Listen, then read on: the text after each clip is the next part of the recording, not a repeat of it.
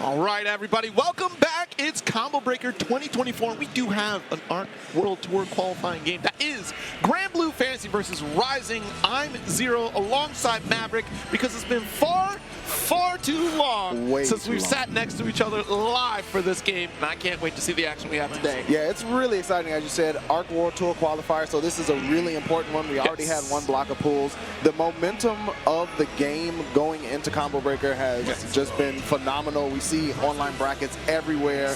We see a lot of offline brackets too this week, building up to this event. It's going to be super cool to see how it plays out, and not on the new patch, obviously, but going to be able to, you know, make sure that you prep and get ready. It will be live, though, at EVO. You can register today. You can use discount code CB2024 to get 10% off. So go ahead and lock that in. Going to be a fantastic event. Obviously, Granblue Fantasy versus Rising will be there, and you should too. I'm hoping that we continue to break records with this game in terms of attendees, because the last event that did break it was, in fact, Frosty Faustings. This one, I got to double check the numbers on this one. I'm sorry, chat, I don't have the number in front of me of how many entrants were here, but I know for a fact that EVO is certainly going to be a big stop, because one, first and foremost, like you said, Beatrix is there. 675 here for second largest entrance behind EVO Japan. So 675 right now. Yeah. But yeah, the record I'm looking to break at EVO for sure. I keep that running count over time. But yeah, this has been a spectacular run to see, and a perfect time for Granblue Rising to shine, honestly. It's finally getting its flowers here, and the community has fought tooth and nail to get to this point. And here we are. Opening, I think I saw a Siegfried, if I'm not mistaken. So we got Knights on the screen. Lancelot versus Siegfried here for our first match of the day. Yeah, this would be a really good one to start things off. Kind of going to set the pace for the rest of the tournament. Going to be plenty of Siegfried. I feel like we're going to have plenty of Lance as well. You know, community-wise, I feel like Lance has always been agreed upon mostly to be a strong character, but the representation has waned. But, you know, ever since ARC World Tour, we start to see more and more. And yeah. I mean, I feel like that was a big can opening of the worms are now out of the can, and using ult skills probably to your benefit for Lance, but also this close heavy is going to be spectacular here for Siegfried from Octo Definitive Edition. He went for the jab continuation after the H-Orc and follow-up, ended up missing it, and now SRJR, senior, junior maybe, I don't know, we're going to have to check that one in the chat, but either way, that is a grown man dash L there to get Definitive Edition stuck. Nice brace counter. Yeah, a little bit incorrect route right there. We do have the reversal DP. Lance going for the EX. Does strip 2 bravery points here. That's very beneficial for senior, junior, and Definitive Edition in a bit of trouble right here, because we get, Gorilla Blade, keep it close, almost built that meter. Oh my goodness, if we would have gone for the Rekka series there, did a little bit of a juggle, would have hit 100%, SBA would have been the victory here, but we still got it in ult DP. Yeah, SRJR able to make sure to set down and clock that round win in. I like it. It set the tone early, too. Let the Siegfried player know, hey, I'm willing to pull that reversal. Round start slide, now we're getting just belligerent. Yeah, absolutely. But you know what? You're going to have in your opponent's back of their mind thinking, maybe they are about that life. Maybe they'll throw something crazy out. Fastball, good block from Definitive. Oh, I like that 2L check, too. He didn't get much off of it. Tried to fireball through, but yeah. Very smart. Good stuff. That is the awareness here from senior, junior. If you do clash with the fireball, you can run right through it and negates the hits. Oh no, and you know, Lancelot problem. Stubby lights, you're not going to get the triple attack there, but a perfect opportunity here to go for the guard cancel because you maintain that corner. Calls out the DP, Octo can make you pay for this one. The Definitive Edition is going to cost you a little bit extra, not going to get the figurine just yet, but once to tie things up in the round count, 2M connects into Verdraken. Oh, okay, dash up, and we'll keep the close L. Nice, interrupt with the ult skill. If you didn't necessarily need to go for ult, could have gone for EX, but nice. Got the damage, got the victory of the round. Okay, Octo Definitive Edition taking us into our first battle 3 of the block. We'll see. SJR was doing really well at the beginning. I really am feeling running that momentum, but as Lancelot, you really don't want to take your foot off the pedal and keep your opponent in that corner. Yeah, this is one of those characters that can really kind of call out Lancelot, even those far L's missing out entirely. That is a dangerous spot to be because it takes, again, just the 1 DP. Nice jump L to, you know, cover that aerial movement to a big opportunity. Goes into the Raging Chain, follow up the course carry, and of course build up on that damage. Yeah, actually used both the Raging Strike and the Verdraken, so full max damage combo. There's the EXDP, SRJR off the wall, jumped over the Fireball. That's one answer, and then the Ultimate Blade Impulse. Yeah, it's very critical right there to get the combo extension, even with the Ultimate Fireball here. And look at the damage output difference. A double fast fall to open up low with the Raging Chain start. Not going to kill here, but things are looking dicey for Octo. Might be chilled off. It is SRJR able to put Game 1 on ice with Lancelot. It gets a little scary here, and we want to start calling out some of those whip normals there from Lancelot here on the side of Octo. Of course, going for the down special to the armor so you can actually get the parry out. A little bit of corner carry. I want to see down ult skill. That one actually would be very interesting because you get that corner carry for Siegfried here. If you can keep Senior Junior blocking, but stuck in the corner at the moment. Full combo gonna go into combo limit here. Reset with the EX Fireball. Octo trying to figure out a way out. Stand dodge and got hit again. Stand dodge before on another block string, but the recovery, especially against Lancelot, is going to end up getting hit more often than not. Nice low to finish it out from SRJR. Yeah, and that's the thing. You go for the jump, unique action, and fast fall here. You're forcing a reaction from your opponent to go for the quick stand-up, which opens up those low opportunities. In a lot of corner situations, it's okay to just hold on to the block button. You're worried about the triangular jump, right? Off the wall for the quick overhead from Lancelot, but we haven't seen Senior Junior showcase that, so holding the low block is probably ideal here for Octo. Staggers again. There's the Brave counter, just looking to alleviate pressure. The neutral eliminator with the EX Fireball, but nothing doing. Dash in, no one home. Senior Junior tried to slide in. Nice JM over. Here we go. All right, got our install. Been a little bit since we've seen one of those from Octo. Sometimes it's all right to go for that. There we go. Last Brave point remaining. Just used the other one too, so definitely does not want to get touched. Stagger to L. Again, not able to finish. Yo, I can't believe we committed to another 2L. There's 100% meter on the side of Senior Junior. That could have been devastating to at least get out of the corner. Has to look super careful here. I like that response back, but did he catch him whipping? No He did!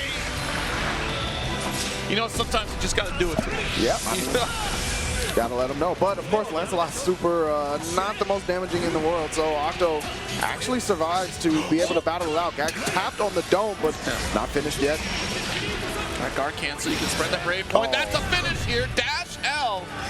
And that's, you know, unfortunately Siegfried things. You know, you go for that EXDP, and sometimes you're just shooting over the moon. It's great because it's forward moving, but it's also bad because it's forward moving. Yeah, so you really do got to take your blessings with your curses on that one. But SRJR will be moving on, I think, utilizing the Lancelot in all the ways that we are familiar with, but also, of course, incorporating those ultimate moves to extend combos or to break out with a true reversal now that Lancelot has. So good stuff to SRJR for being able to capitalize and really make sure that Octo Definitive Edition never got started on the Siegfried, because that is a freight train coming through once he gets going. Absolutely. I think the problem there was the fact that Octo was not quite ready for Senior Junior to be dropping some of those interactions with Lancelot, because there were a lot of great confirms, and you got to recognize that sometimes Lancelot is being so stubby that they're not able to follow through on that triple attack. That's a brilliant opportunity for a character like Siegfried. Stick out that far heavy, you know? Yep. Like that will, if not clash, you're going to get that big counter hit, back medium special follow-up to corner carry again. There's so much damage output from Siegfried that's possible in that matchup, and you saw that the damage over time from Lancelot just isn't there in comparison to Siegfried. So yeah, you're going to get caught a couple times in a corner situation, but holding on to your defensive options and even holding on to your Brave points a little bit longer than we did can really help you out throughout the long run of that set. Yeah, we're going to keep these sets rolling. JagerBomb versus Stabicron, one of my favorite names I've seen so far, coming up to play on stream as we move forward in this C block of Granblue Fantasy versus Rising. I see a Lucilius on the screen. Haven't seen that gentleman in quite a while. And then Lawayne on the other side, the Party Boys. Yeah, Lucilius is one of those characters we don't get to see too often, simply because like there is like a pretty kind of difficult hurdle to cross, and that is gaining those sword levels to really get those faster skills. I keep saying it that Lucilius doesn't really get to play Granblue until level 3. It's true. That is ultimately what it is. You have to gain a couple levels to speed up those recovery times on skills.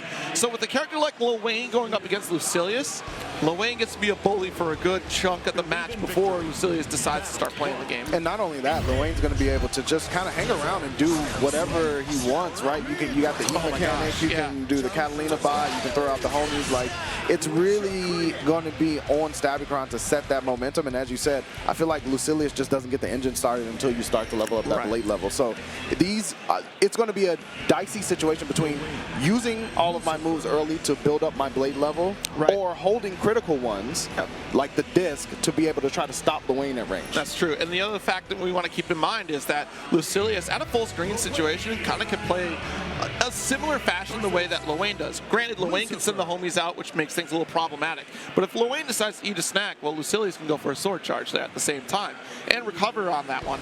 You also do see that Lucilius players can go for those teleports to quickly close the gap and shut down on the opponent. That does give an opportunity for Lucilius getting close. Using metered specials will certainly help out when we're going for these ult skills. We'll see if we have the range to contend with Lowain here, but I suspect we're going to see a lot of mixed potential out of this Lowain unless we start letting Lucilius just roam free. I want to see how far he gets to walk around on this beach. The homies collaborating, thinking about how they're going to go up against one of the most fearsome characters in the Granblue roster, from my understanding. But you know what? When you got the homies holding you up, who can take you down? JagerBomb versus Stabicron coming up. Backdash is how we kick things off, and already getting the party started with JagerBomb. Nice little 2L interrupt, but the far L, you're not going to get a follow-up quite yet. And you'll notice no sword meter being built at all these last two interactions, which, not significant interactions, but it's certainly critical to start that ball rolling for Stabicron. JagerBomb with the run under, going to set up the counter bot. There's the E. Got the teleport block, but ended up getting scooped up anyway. There's the parry too, trying to set up that distance. You see the pace that JagerBomb wants to play at. Long range game. Yeah, and like we said at the top, right, you can play that long range, constantly build up on resources, but also a good call out from Stabicron was that teleport, because now that's a threat at the full screen range where JagerBomb doesn't get to build up on resources immediately. Level 2 stock about to build to 3 for Stabicron, and keeping up pace in this health game. Almost time to play Granblue Fantasy versus Rising. Welcome, Stabicron, to Combo Breaker 2024. You're almost there. Just got to walk in the door and register. Win for the ultimate skill. Yep. Nice little check there, but JagerBomb fending things off. Has the meter, spins all of it instead of waiting for Yggdrasil and a counter hit 2H. Yeah, a very rare sight to see. A Lowain going ult skill without any sort of backup on it. We spent all the sauce.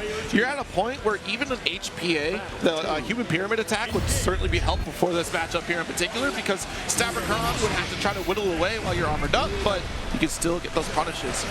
I like Stabicron using Blade Disc early here too. It's going to get off cooldown eventually and be able to use it again, but JagerBomb setting up the Catalina bot, going for an eat. Nice. 5M is going to be a good button here for Stabicron. Trying to go for a 2H, maybe thought that Lowain was going to go for a jump in after some of the homies. Nice lift off. Got the follow-up here with Light Series. Oh, here we go. Blade level, build up. Empty jump throw, nothing doing. JagerBomb, go ahead, get a little bit of meal in, get some calories up.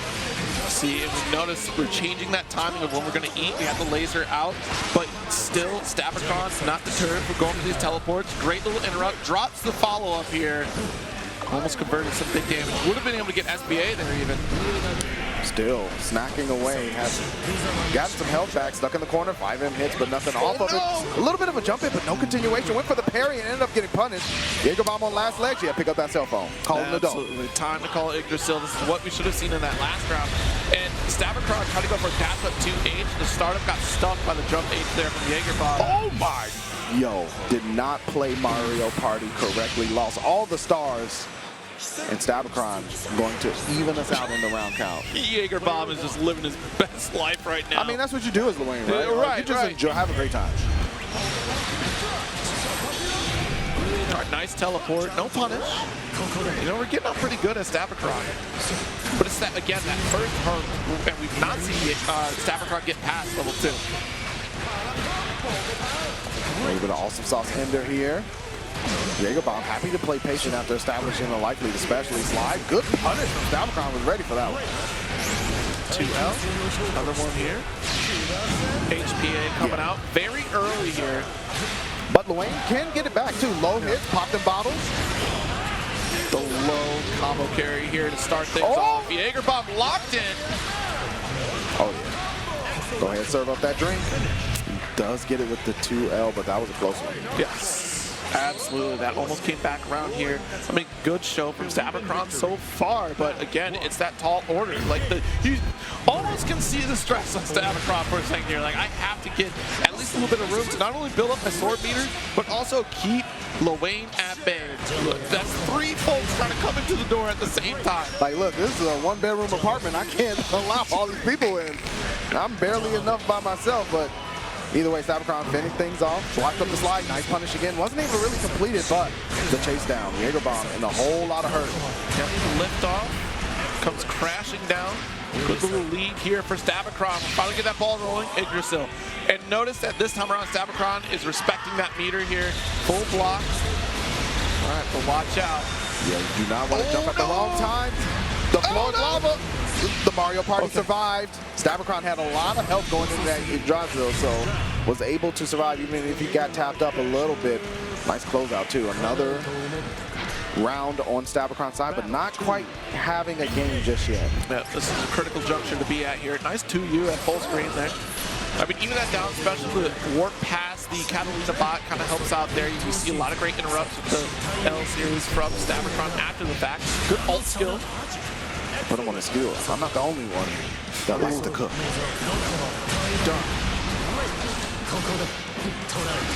Nice scar spin. It's going to be tough to steal out a turn here. I think we've only seen like a couple parry attempts here from JagerBomb, honestly, so pretty conservative there in terms of reversal defense. Yggdrasil, you know, as soon as I say it, we do have a defense here.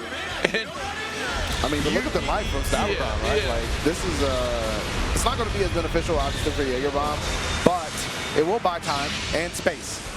yeah, honestly, you got the space to jump in. Not even to confirm, though. You got the finish. Game apiece. And JagerBomb was just out here partying. Stabicron, serious business. Yeah. Called the authorities. Said, you know, this is a quiet area. It's 10:30 p.m. You're going to have to shut that down. I didn't know we were on an HOA here. Yeah, Wait. no, you missed the memo. You were on vacation. We voted for it and everything. Oh, no. The thumbs up, getting the energy from the homies here, as a Lewayne player should. That's one of my favorite things about offline tournaments, too. Like, the homies walking by, seeing you on stream. Yo, let's go! Yo, the Vera pulls up, though. Okay. All right. How many times do we get 5U to sneak in here? I'm going to say not a lot. JagerBomb is representing 5M really well.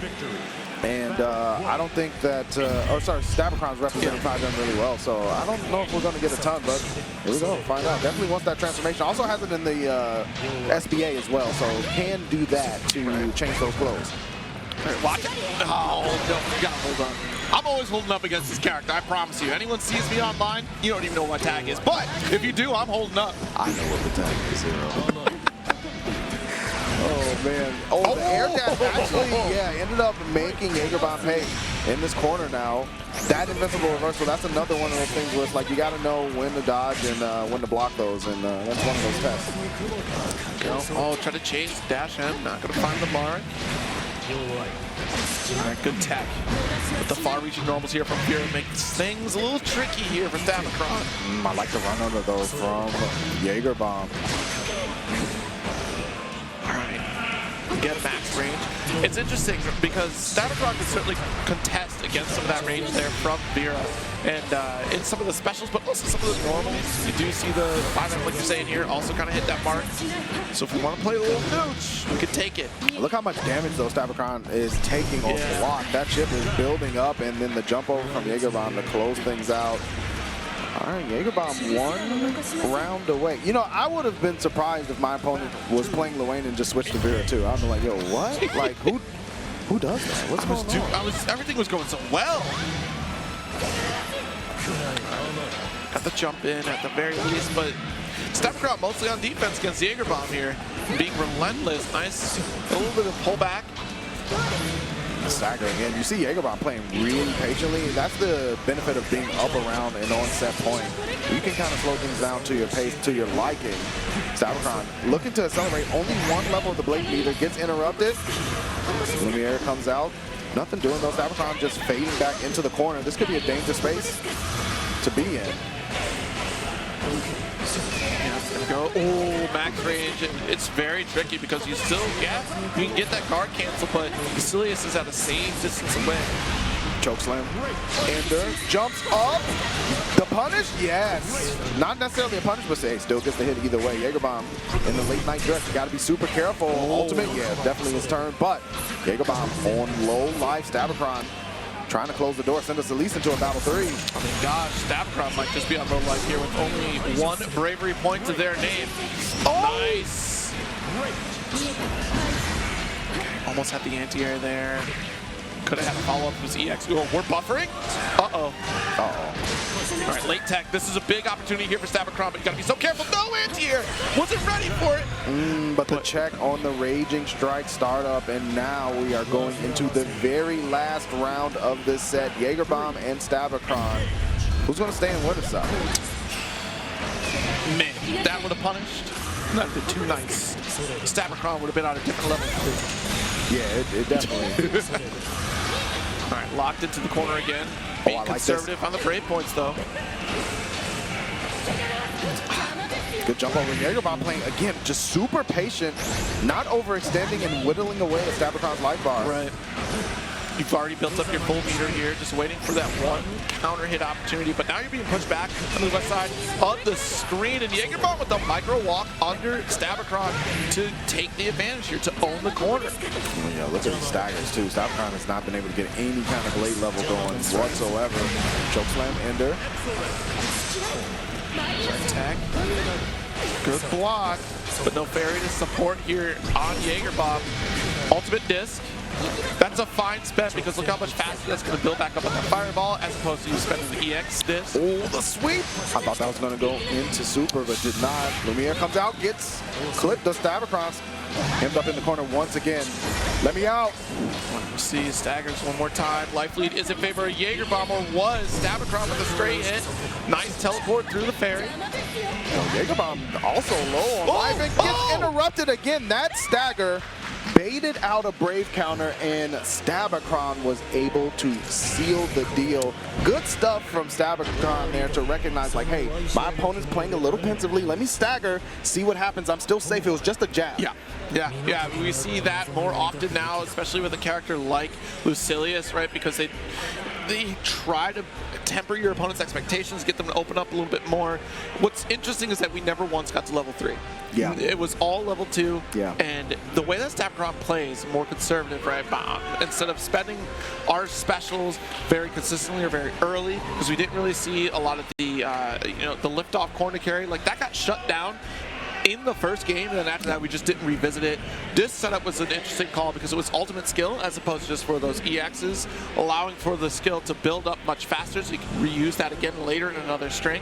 Lucilius, like I said at the top of this, is one of those characters that doesn't really get to play until level 3, but that doesn't mean he's not playing. He still has those far-reaching normals, which is key to his game, and I love the fact that we're going for teleport across a lot of these setups, from Lowain being summoned in, and even for fairy setups there from Vera throughout the set. Yeah, it was good stuff. Stabicron was able to make those adjustments, and honestly, just in this game in general, if you sit on 100 Skybound meter for too long, you're actually not getting as much meter as you can throughout the match. So using those ultimate skills, especially in pools play where it's like, hey, I don't know how good my opponent is. I might be able to get away with a couple of things or catch them on a knowledge check. Like you saw Stabicron using the ultimate teleport, like, hey, it's still my turn. You can't press, and he was able to get punished. So good stuff to Stabicron. We'll see if we run into him again as we continue through this bracket. But we have 2 new combatants up on stream setup. Hectic Ion versus Zohma. Yes. Looks like it's going to be that Anila versus Zoe. And Anila, certainly blessed in this version of the game, has been, honestly, I think she's in a very good spot in terms of like comparison to the rest of the cast. I think the light changes that we made on the ultimate flock is certainly helpful for her. Even that dash H change was actually very nice because now you get that wall bounce extension. So good. Zoe, of course, has been a character that you really get touched at all. Like, I think she's just been out and doing A-OK, and obviously very strong for it, right? The Dragon setup changes here leading into Rising as compared to where she was in Vanilla. Just makes sense in terms of how this character is built. So we'll see how we get that out of Zohma. Yeah. I mean, offline, you're going to see a lot more character representation in general, just the numbers alone, 675 people. Yeah. Online, not as much. Shout out to Sin, the last remaining Zoe out there online. I hope you're doing well wherever you are. I don't know if Sin entered, actually, this tournament, but it would be cool to see them. But, yeah, it's a lot of changes for Zoe. I think a lot of people either liked it a whole lot, and then just they were like, there are other characters, so you start to see a little bit of fall off. But it's not even Zoe we were just playing. It's actually going to be Vera versus just the another Anila. Vera. Yeah. All right. Either way you go here, even, gosh, because I would have liked to see Zoe. The Light Dragon would have been really interesting to see interact against Sheep. Even Beams, right, because that would have been a big launcher for Zoe in this matchup in particular. But showing up to the scene with Vera, it's not a problem at all, because once you get onto our install state, the movement's certainly going to help with a lot of the aggression we're probably going to see from Anila, and also just the far-reaching normals that we do see. Like, you know, 2U is certainly that it is a button of all buttons for Anila. It is a button indeed. Punishable at certain ranges, but most, just good luck. I hope you were blocking low. Either way, Hecticion starting off with the pressure, dash H in, that is punishable for sure. Zohma got a little bit of taste of it, might take mental note of that. Look at that while jumping in. Nothing else after the flurry, but that's okay. Reset, you see we're building up the expectation. The first stagger was to check, are you holding up? The second one was, all right, I guess you're not. Let me get the grab. Change into something a little bit more comfortable. Triple air dash, not even needed, just one over on the other side. Hecticion. Brave counter out from Zohma. The stagger. Hecticion wants that turn back. The sheep ride. Zohma being pushed, ushered into the corner. Nice safe spacing on that dash H. All right, jeez, another one here. Too far to get a dash out to close the gap, but big interrupt opportunity. Oh, this is a huge chunk of damage. You could have finished it right there. Yeah, Zohma left a little bit on the table there, but the invincible reversal is going to close it out for this round. Zohma going to be able to take a little bit of advantage here in this first game. Yeah, Zohma was darn near 100 meters. If we would have followed up into another Raging Chain Heavy just to end the combo, that should have killed right there. Already got her install. Yo, you got to stop letting them go into it. I'm just going into dressing room to try it on, then to walk out the store. No, I don't like that. Hey, we've seen you here before. Oh, wow. Hey, it's 2H. It works. You know what? You're right. You're right. Zohma continuing to be correct with this corner pressure. Hecticion does bust out with the DP. Dash up, went for a 2M there. The beam super called them looking. Nice. Yeah, I mean, no need to rush in, especially looking at Hecticion with a full stick of meter. One bravery point left, but the quick poke. Nice there from Zohma. Low risk, high reward to close out game one on the Vera. That transformation mechanic, I mean, it is one of the win conditions of Vera. I feel like she can get the job done no matter what, but once she transforms, it just makes it even more difficult. Hecticion starting off slow, nice, able to capitalize on the stand dodge attempt. Yeah, she becomes all the more difficult to kind of keep on the ground. Once she does that transformation here, it's still your turn. If anything should be ingrained in you at this point, that's going to be Vera's turn right there. There's a stagger again from Zohma. Late but deep jump in from Hecticion. Going for the sheep on Oki, dash H. That wasn't punish range, but Zohma, you know, it can be difficult even if you get that punish if you're not ready to cancel out to a special. Nice. Oh, good block on the guard cancel. Her attempt, never mind. Yeah, and again, the close age, trying to get the anti-air off of it there. And the guard cancel does push us right out into the neutral screen. Zohma with a huge jump in, timed and sized it up perfectly. Changed the close to 2U to keep it going. At the wall, Hecticion got to get for it, and the dash up throw going to do it. Zohma 1 round away from going forward 2-0 on the winning side of things. Yeah, I'm surprised that we're not getting too much of the explosivity that is possible from Anila in this matchup. But it seems like we are prepared for Dash H being at the forefront of the arsenal of Hecticion. Zohma with a quick transformation again.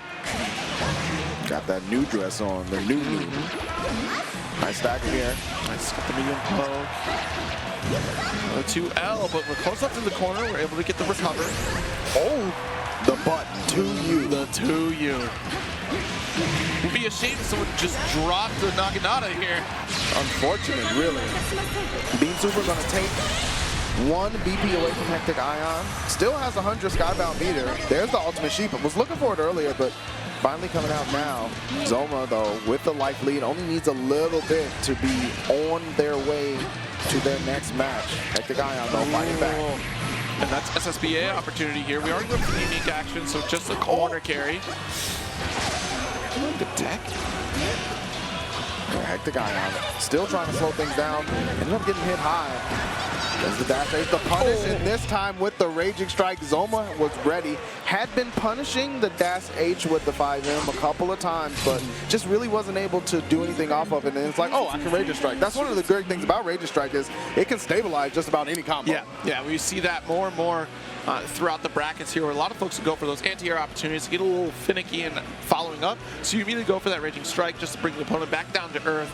Correct yourself here to make sure you get that route to either the corner carry or the damage. It also gives that moment to assess the situation of recognizing what resources are available before you keep sending or autopiloting to that combo. I do like that we're seeing that a little bit more here. Yeah, me too. I think that's going to be important. We're going to see it more and more as we move through pools. You know, you start to whittle down into that skill range where we're going to see that time and time again. And continue, speaking of seeing things, we're going to continue to see great matches here. Remains from Canada going to be up against Reese. Oh, nothing but Reese Remains. I like it. I like it for sure. Again, you know, shout outs to everyone who signed up to show up to CB. This was the 4th most entered game of the whole tournament, which is just amazing. Like it really is for Granblue. Yeah, it's just so fantastic to see that. And hopefully, as you said at the top, you know, we see that at EVO as well. Yes. I would like to see 1,000. That would be fantastic. I think we can definitely get there. There's so many people who continue to join in and hop into this game and have a great time with it. The fact that it's free to play, right? You get Gron to start things off, and of course the rotating cast of characters to follow through. And you know what? If that's enough for you to kind of be like, I do want to try this, right? It's $50 to get all the characters with the exception of the season pass characters. So Beatrix just came out yesterday. A little bit of fun there. Vayne is also another one that came through. 2B, of course. 2B, there we go. Thank you. I was like, why am I blanking on 2B? Yeah. But yes, still. And 2 more characters left, too. We don't know who they are. They have not revealed. Okay. Nicholas. I don't think that that's necessarily the case. I'm pretty sure. But Side Games is here, so if you would like to, you know, have a conversation to say, you know. I know you're concerned. That's inevitable. I'm concerned for the individual. You know, Nicholas himself is, you know, handsome lad that should probably be in this game. I mean, you know, you got Zoe, right? You finished out the Dragon Knights. You finished out Basaraga's crew. Zoe's here. Why not Nicholas? That's true. That is true. Society is also wrapped up, right, with Beatrix being there. So. Right. You know, I hear people wanting Sandolphin, but Lucilius is here. So why would you? Why? Wow, that is a bold take. And remember, that was Zero who said that, not Maverick. I mean, because you know, right? But like, I get it, right? Belial and Avatar Belial, you could potentially do Sandolphin. Could. You know, I hear Seofon out there. That's just another way to spell Nicholas. I hate to break it to you. It's just, you're gonna do Nicholas, right? I would be happy to see Nicholas, but I know a lot of people are looking for Magisa too. Is that right? Yeah, I hear that too. So we'll see. Again, exciting times. There's so many characters, 200+ characters for Side Games to choose through, and that's not counting like new characters like you know, who haven't even been in the mobile game, to be able to come through as well. Because id is certainly. I have a sneaking suspicion id might show up from Relink into the game. So we'll see who, if that takes the cake there. I mean, of course, if you want to know the Siegfried Callisto, that's fine too. Listen, you know, sometimes it is not what we expect. And speaking of which, I believe we have a Zoe mirror, so that is something I certainly did not expect. But happy to see, always happy to see Zoe and Learn on the screen. Remains versus Reese, a dragon battle. Yeah, interesting. Okay. That's such a cool character design too. Honestly, like every time they release a new character, I'm stoked. You know, because I've said it before, I'm not somebody who is in on the core lore of Granblue, but every time you reveal a character, it's amazing. Beatrix, no expectations, exceeded them entirely. This character looks sick. So did Zoe when she came out. Well, that's why Remains and Reese are on that. Nice 2H. Wasn't able to get the pickup with the dash H, but either way, Remains going to be pushed into that corner. Reese with all the momentum. go. Got our corner position, of course. Nice little stagger. Tries to go for medium because you know that is the big damage right there. Yeah. And it looks like it will be remains on the white armor Zoe. We do have dark armor Zoe, Zoe on Reese. Yeah, Reese in the black. Remains on the lilac. I'm going to say, wow, 2H there. Going to cover that neutral space as well. One of those buttons that can certainly be painful for an opponent to run into from Zoe. There's the 2K Thunder. Yeah, you've seen a bit of that here. Sin, of course, certainly showcasing how volatile that can be in a corner position. But the Raging Chain finisher here for Reese. I like it. Again, you know, Rage Strike in the chain, just stabilize your combo, especially if you're about to get the kill. Don't worry about doing the fancy stuff. Just use the meter, use the BP, close the things out. You'd be surprised how much damage the most simplest things do in this game. It's absolutely true. Nice step back, gonna send out learn, see what he's doing. The H option for the laser, charge up the meter, helicopter in. Ooh, okay, and the dash L follow up there. It'll push right back to the corner. The control that Reese has right now. Critical. A little bit ahead in the resource game in terms of Dragon. 1 and 2M. Are you kidding me? Wow, Reese looking really good at the moment. Lay that flame down. He's Omega Plus. Dash L connects the juggle. Has SPA available. The pop-up. Last shooting it. Oh, man. Says Gambare as you get blasted to oblivion. Yo. Good luck. What? I'm dying. I'm What do you dying. mean? Help. Reese up 1-0 at the moment against Remains, and immediately with the aggression, the helicopter and finishes the string as well. There we go. Try to interrupt here. Not quite your turn. Lift off. Keep pressing the corner position. Nice throw. Oh, I like the interrupt on Learn. Nothing to do with it. Remains. Really hasn't gotten a chance to play. There's the throw from Reese. Nice. Another stagger again. Nice. Got our 2M. And Lee's trying to take the turn right back, but again, the control from Reese throughout this set has been absolute. Nice. Got that H. That's a smart call there. Billy's absorbed the single hit. In the corner. Remains finally able to run some pressure here. Dash. What a 2M again. Reese been locked in. The Ultimate Thunder, nothing doing, but Remains able to get the corner pressure again. Waits this time instead of trying to attack. Blocks up the reversal. I think if Remains would have spent ult skill there for as we proceed to the corner, yeah, there we go. If we would have spent ult skill, we could have had the kill earlier. Fortunately, just a standard fireball ult skill will seal it out. Okay, Remains looking to turn this into a breadstick match. There we go. Dash Age absorbs the hit of Dragon from Reese. Another 2M. Oh, How many of these overheads we hit? as many as it takes. Another 2M connects for Reese. Stagger into throw.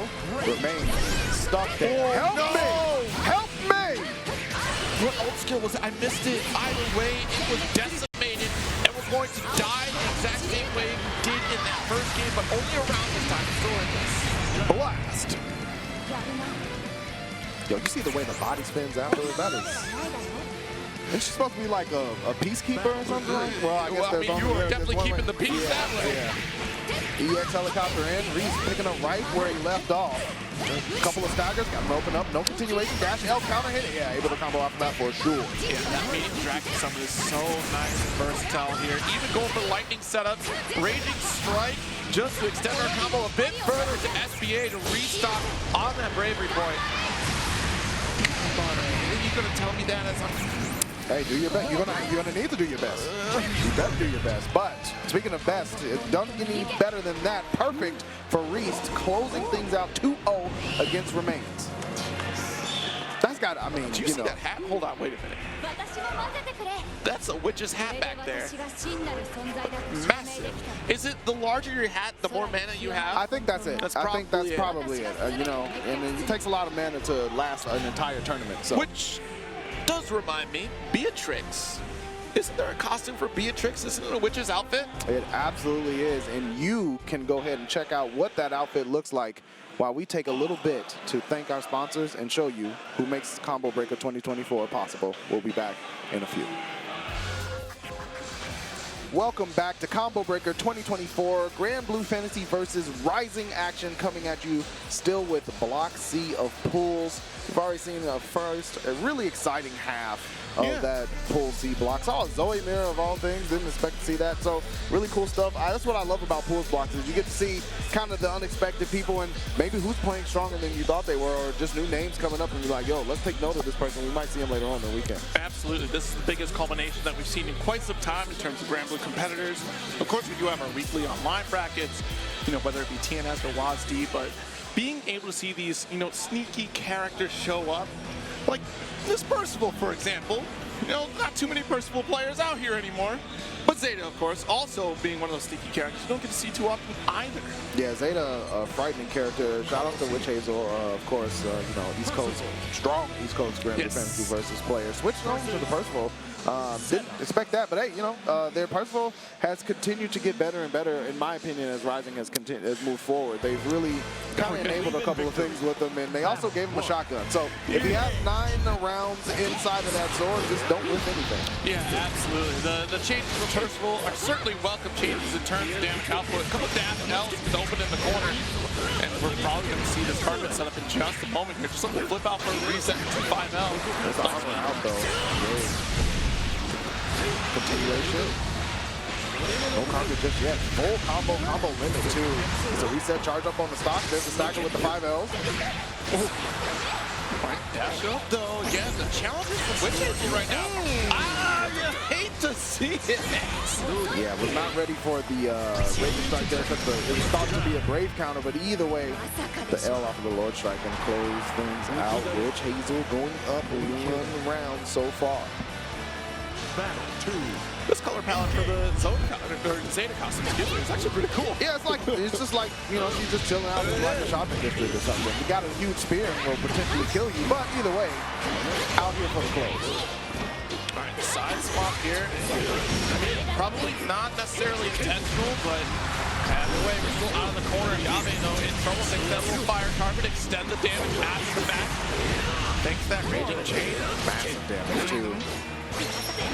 Armored out, no whip punch from WitchHazel, but still has the corner position. Oh, great catch on the dive down from the spear. You don't often see that move caught out, but WitchHazel able to size things up and put 1 on the board. Very strong showing here from WitchHazel on Percy. I mean, listen, sometimes it's like you're playing against old person, where you run into a 5H and you're like, oh, that's right, I forgot. Whoa! Forgot what that felt like. The longest of jump-ins from Yabe has this corner pressure. WitchHazel, she's going to have to be careful of that up back spear pressure to see if a throw is coming out. There's the setback from Yabe. Looking at the tech with showing up. Good jump in, Raging Strike, interchange to stabilize, get the corner carry, put some damage down as well. It does everything. There's the carpet. Yabe, it's definitely Yabe because WitchHazel was 1 round away from moving forward 2-0. Yeah, that's one of the critical changes for that flame carpet there, it being a little more centered when you have the opponent in the corner instead of, that reduced range. It lingers off screen where the opponent's not going to be at. It's all the more threatening, a little more nerve-wracking in the receiving end because you want to get out as quickly as possible, and that forces you into a bad interaction instead of trying to patiently think through your options to get out. Nice little back throw. Oh, I like that. Yes. Challenging at the right ranges. Now WitchHazel going to be on the city. We're seeing him with a ton of damage. Yabe can spear again, goes for the empty low. One card cancel out, and still able to block right after. WitchHazel certainly spending quite a bit on raid points. Throughout this entire set, the EX armor does work out in favor of Yabe, though. Tall order for WitchHazel, certainly not impossible. Good little spot dodge. Oh! Yeah, but we do have the tech out right after the man dash. Oh, there's the counter. Oh, no! Unfortunate stuff, was just not in the right space to go for that throw. Yabe able to pounce immediately and potentially even things out in the game. See another thrust back to the corner we go. The armor not going to get called out.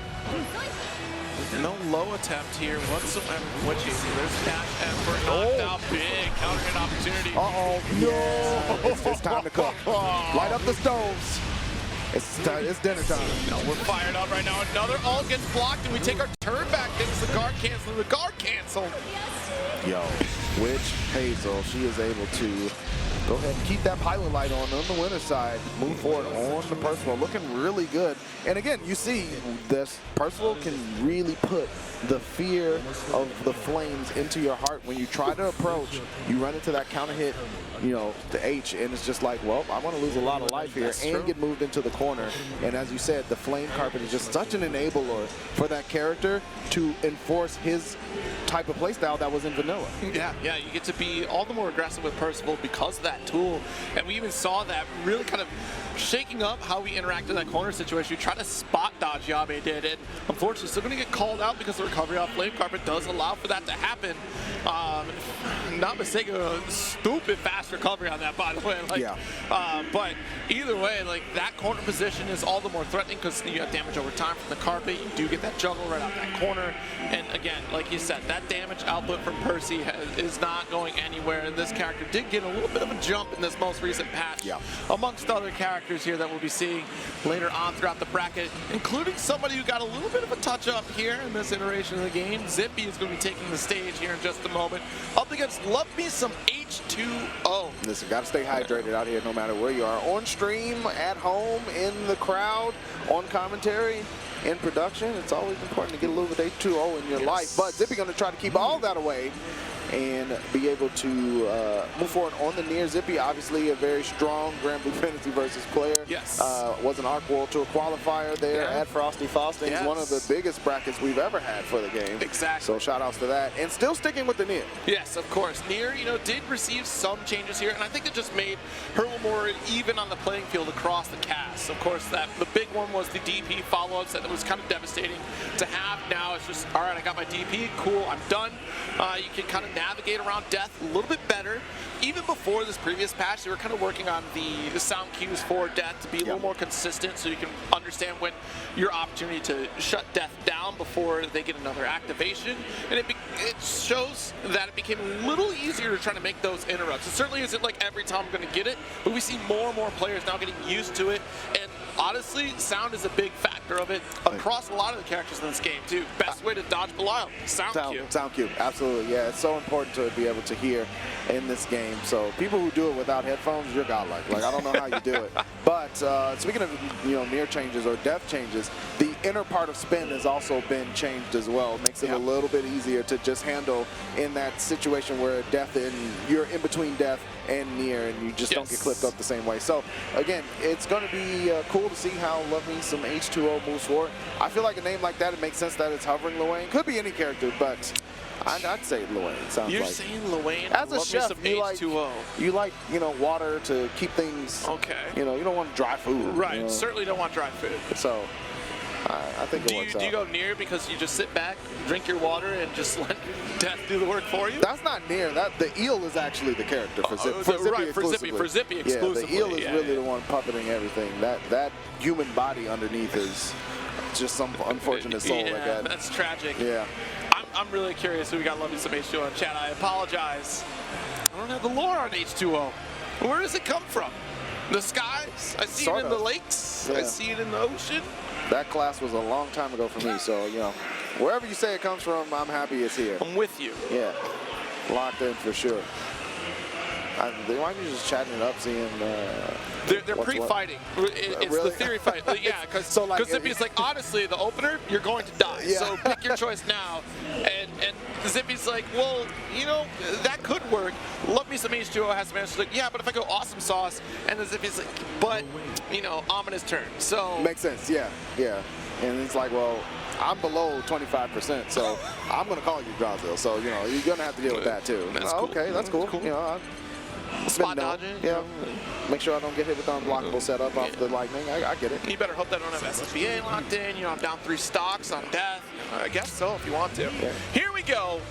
Fists have been bumped, and you're right, Luane showing up with the sauce. The party boys. This one in particular, I think, hasn't changed too terribly with the changes on here. I think Luane is like an okay character against death, right? Because you do have parry option. You do have the homeboys able to help you out to kind of contend with death at the mid-screen area.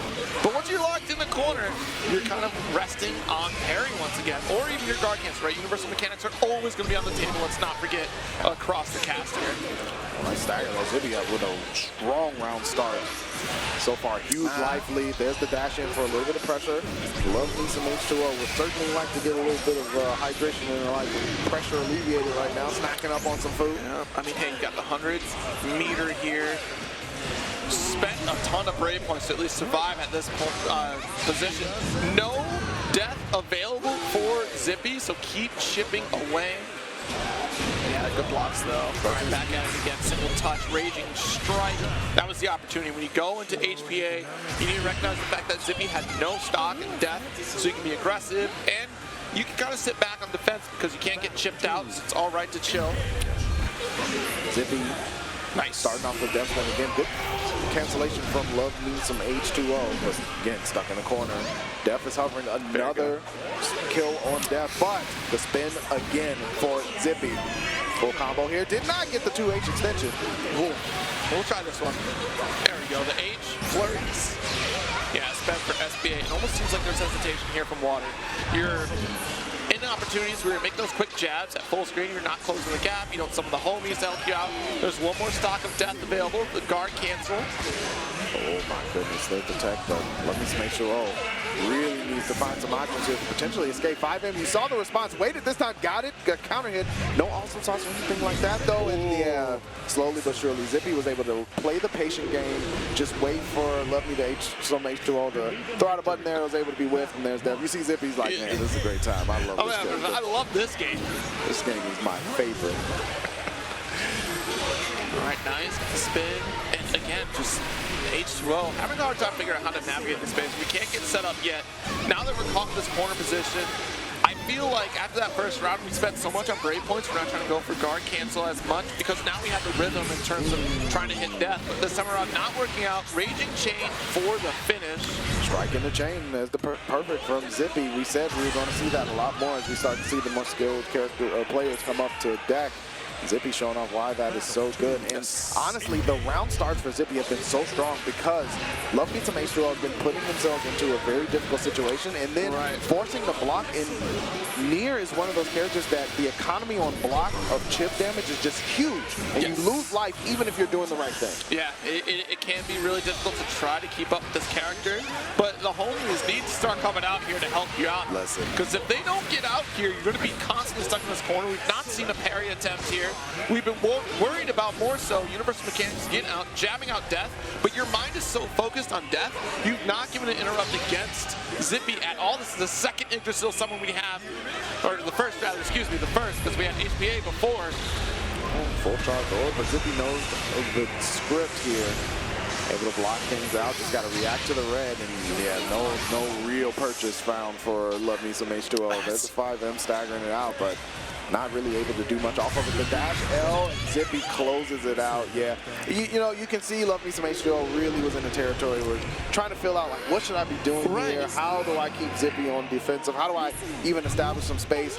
And again, even when you have the right tools, if you are put on the back foot mentally, you start to not think about things like Catalina bot or calling out the homies because, and Def Spin had hit Love Me some H2O so much at the round start in that neutral space that it makes you feel like, well, the neutral space belongs to Zippy. I have to play defensively, even if it's not true all the time. Yeah, and every single time we saw that Zippy lost death due to the fact that H2O already jabbed out death, H2O just stopped. There was no advancement after that. Like, the game plan was get rid of death.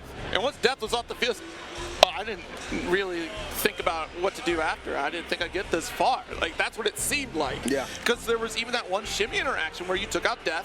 You were right in Zippy's face, going for a shimmy, which was at the mid-screen. Zippy's not going to react to you. Yeah. They have the life lead. They don't have a reversal. So they're chilling, trying to play the neutral against you, and you're not showing anything. That's your opportunity to set up with your Catalina, with the mix from the homies, or even just take a couple bites from a sandwich or something and restock on some sort of resource. Yeah, there are tons of ways for Luane to take advantage of that space. And again, that's why you value the experience of being able to play somebody the caliber of Zippy, because you can go back and look at the match and be like, oh man, these are the things I should have done. Here's the scenario that I can, take note of. But speaking of taking note, got some of that mid-best here.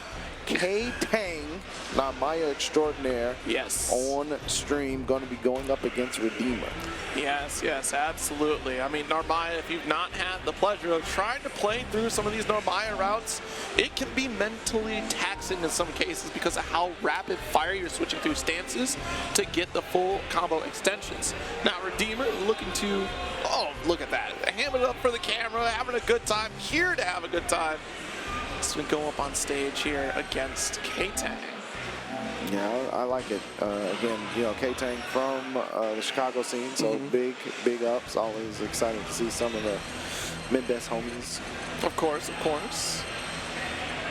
But like you said, it can be frustrating against Narmaya. She can really, you know, put you into that situation where it's like, yeah, she's -2, but is she really? Like, you know, with the pushback on a lot of things. Unsheath 5L is just one of those buttons where it's just like, you say it's my turn, but I don't believe you the way you're holding that sword threateningly. So, again, it's going to be up to Redeemer to be able to recognize when and where Ktang wants to interrupt and invalidate what the math says about the game. Absolutely, and this is actually a round 2 qualifier, so the winner of this will make it out of their pool. It's a Chipotle match.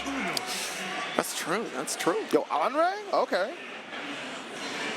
One of the few. All right. Gonna get maybe a little bit of a button check here, make sure everything's crisp. Yeah, that's what it looks like. Just make sure you're ready to go. Yeah, just trying to get that quick warm-up before we proceed into the set. But Andre is certainly a character that can contend a little bit here with Narmaya. Now, the way that Ktang likes to play, it'll be interesting to see if Ktang does get to do that run-up approach where we'll see quite often run-up, go for the Crescent Moon Blade to bait out a throw or even a jab attempt here.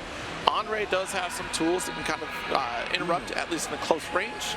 If we've done our homework, we might be able to get the quick beat driver to stop the run-up here, but that's when you worry about the dash through teleport. Yep. That can be the factor that turns the tide for Ktang in this set. Absolutely. Has 2 ways to teleport to the opponent. One being, of course, the Crescent, and then the other one is just the transient, the dash skill. So, got to be heads up, as you said. Redeemer, though, again, no stranger to danger, I'm sure, against Narmaya.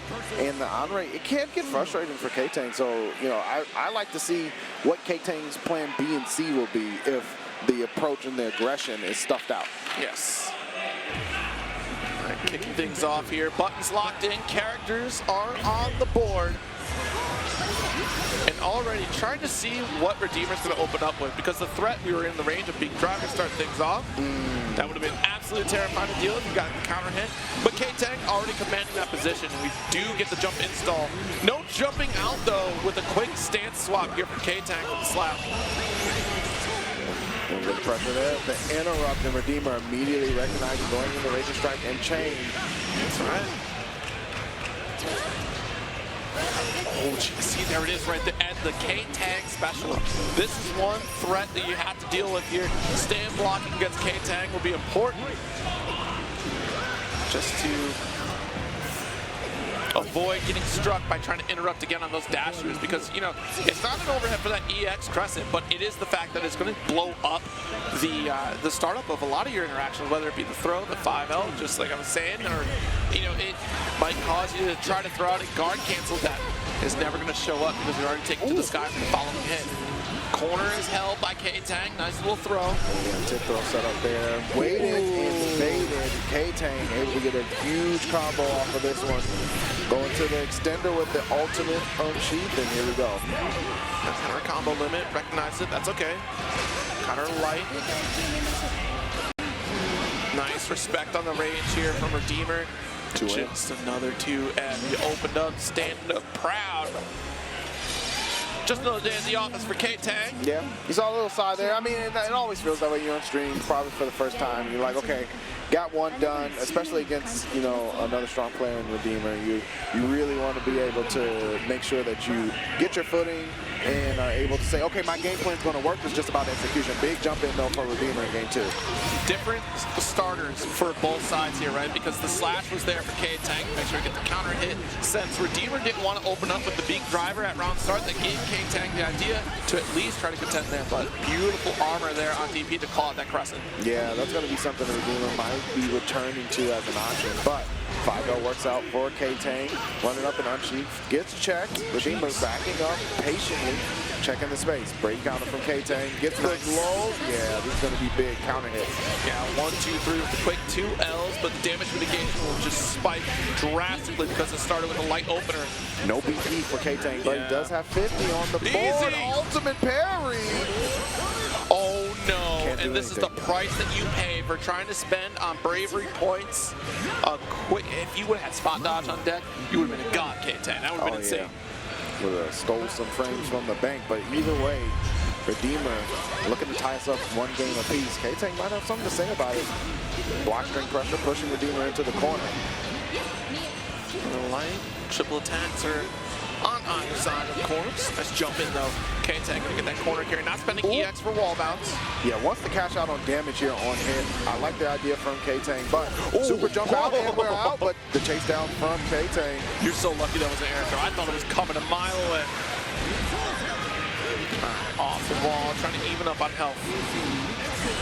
Oh no! Yeah, see, it's one of those situations when you get flipped out, you gotta know for a fact that your opponent's gonna throw out the raging strike there. No BP for Ktang. Ooh. Yeah, this is going to hurt quite a bit. Not dead. Redeemer also can't get touched. Ktang's supposed to teleport through. Excuse you.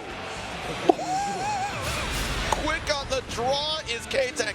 And like I said at the top, you have to be so mentally stable to be able to swap back and forth at the rate of speed that Nomaya does. It's no surprise that we were able to react with the alt skill Crescent Moon there. Ktang is certainly one of the quick draw brawls. Nice 5L unsheath stance. Punished Redeemer for approaching the teleport. Doesn't hit. Redeemer actually gets a turnaround combo. And tried to catch the air-to-air situation there. Looks like we were trying to go for the same thing initially from Crescent, but Redeemer not going to be fooled twice by that. Nice. Out. Side swap. Oh, the double Crescent. Ktang letting them know it's the special. Yeah, spent the meter for it just to get the opponent to open up, and it does work out here. Nice anti-air at the 2H. Yeah, that one's gonna hurt for sure. Big starter. Reset it? Yeah, resetting the throw. Ktang loves that. Especially with the lights and baited out the throw with the TK Crescent. Ktang able to ride out 2-0 on that one, but it was close. You can see Ktang was like, "Woo, that was almost game three." Figuring this out. Yeah. But that's the style of play that Ktang kind of leans on, is that very high-risk scenario. I'm just going for Crescent Moon to be that close to the opponent, but for some reason, nobody can't help but try to tech a throw with these interactions against Ktang. You get so close, and you're thinking, surely Ktang means to do something here. Oh yeah, they definitely mean to do something. It's going to hurt you real bad. But going for double Crescent, you're already thinking the opponent has spent this skill. Why would they do it again? But if you have meter on deck, go for that ult skill one more time to refund and send it through. And we see it pay off here for Ktang. We almost had the solve from Redeemer, but again, it's with that larger tech window than other traditional fighters, right? Like, you do have an opportunity to just let yourself get thrown for a little bit, then you go for the tech. If you get late tech, you take damage. Perfect tech, obviously, you're gonna be okay, but sometimes it's better just to take the throw. It's true. Yeah, I mean, it's one of those things where, it's in any fighting game, just about, whiffing a throw tech is scary, but in Granblue, you definitely will die for it. And Ktang knows that. And again, the characters that have the ability to TK an air special like that, it's the Ultimate Edition. You see that with Crescent, you see that with Zeta as well, with up back Spear, Ultimate Spear. Like, those characters can certainly make you pay quite a bit, because the scaling on the ultimate move landing raw and the refunding of meter just puts you in a situation where it's like you just gave them the whole world and more. So good stuff to Ktang, recognizing that and using it and moving on. And we're going to continue moving on in this C block of pools. We have Dacidbro versus Phuui. Yes, Dacidbro, of course, has been sneaking around here, playing some video games, as it were. And gosh, I'm trying to remember who Dacid plays right now. It's been, I don't remember the last time I saw Dacid on the sticks for It's been a while. Granblue. It's been Because I think you were saying it was a little bit of 2B. Yeah, the last time I thought it was a little bit of 2B, but it's been quite a while since I've seen Dacidbro actually on the sticks, as you said. So we'll see. A lot of patch changes have happened too, so you never know. I don't know if this is just button check territory or if this is actual characters, but either way, you know, you talk about gremlins when you got one of the original ones on the screen for sure. Charlotta. Yeah. This character is certainly all the more threatening thanks to ultimate skills. That is the story of the century for this character, which is also really nice to see, like, everybody kind of get a breath of fresh air with ultimate skills across the cast. Some certainly benefit really well, considering that they had some pieces missing in their toolkit that really kind of pushes them over the edge to being well caught up with the rest of the cast here. So yeah, and I mean, again, with ultimate skills, everybody has an invincible reversal, right? You might be stuck on your ultimate skill, but you have one, and that certainly changes the game for sure. All right, here we go. Button checks are locked. We're going back to character select. Grimnir, that's right. Yeah, Okay. no, that'll be fun. So obviously we do have a couple Grimnirs out there. I know why. Diphone had dabbled in Grimnir again after the initial run of Grimnir, and we do know that Chris Chaos also showcases Grimnir. Very unique style in that, because it very much like Answer, Bang Shishigami as well from their respective games is that playstyle, and I'm curious to see Dacidbro also showing off how Grimnir can be played by manipulating the playing field with the Gale Dash. Yes, this is going to be super important. You know, able to set up the seals on the screen and use that Gale Dash for advantageous scenarios. Also, obviously, has the tornadoes that you can throw across full screen. So, it's going to be interesting to see how Dacidbro tries to stop Phuui's approach, essentially, with Charlotta, because she just wants to spun you. But the jump in Cake Knife from the beginning for Phuui, immediately salvage the corner. No, Dacidbro runs out. Very fortunate run out there for Dacidbro, but we're dash M for a knockdown, guard cancel to reset the neutral, and we opened up with Tornado, probably expecting an immediate Charlotta ball. I mean, why not? Why wouldn't you? Right, exactly. Nice, tried to interrupt the 5H, but unfortunately, that's ultimate skill ball. There's some other hits beyond that. We did get the clash in the first hit, though. That was beautiful, Dacidbro. Went for the H there, but Phuui was a little far away. However, Dacidbro able to get a combo here. Ranger Strike into chain, use some meter for an ultimate skill in the middle as well. And set up a seal. I like the response from Phuui. Chase down for the pressure. Dacidbro, no BP available in the Holy Ladder.